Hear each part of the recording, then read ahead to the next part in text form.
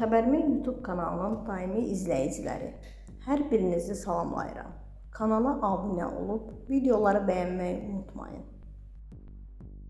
Nadir Qafarzadə həmkarı Ayan Babakişiyeva ilə aralarındakı yaranan soyuqluq barədə sualı cavablayıb. O, xanımının xoş qarşılamamasına görə Ayanla münasibətləri bitib iddiasından danışıb. O, məndən yaşda və sənətdə kiçikdir. Mən tərəfdən heç bir problem yoxdur. Kimsə nə deyibsə bilmirəm. İlk məndən yığıb öyrənmək lazımdır. Xanımım uğurlar qazanmağıma dəstək olub.